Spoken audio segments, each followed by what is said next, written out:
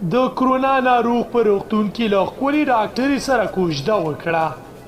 درنو لیدونکو ویډیو تر اخره وګورئ او زموږ یوټیوب چینل سره خامخا سبسکرایب کړئ تر څو زموږ هره نوې ویډیو تاسو ته پر وخت در ورسیږي.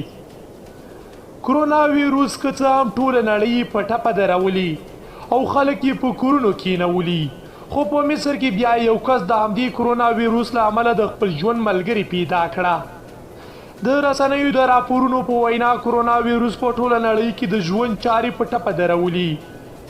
د کرونا ویروس له امله په زیاتره هیوادونو کې ګرځنده بندي اعلان شوې، د ودونو تالارونه یې تړلي او نور هر ډول غونډې او پروګرامونه یې ځنډولي.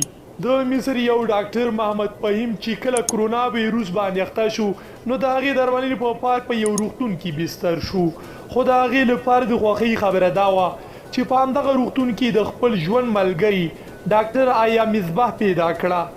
له 2 میاشتې درملنې وروسته ډاکټر محمد فهیم له کرونا ویروس څخه روغ شو او له هغې وروسته بیا هغې ډاکټرې ته چې د هغې درملنه یې کړې وه ورته د واده وړاندیز وکړ او یا د ښکلې ډاکټرې هم په مینه دغه پیغام ومنه.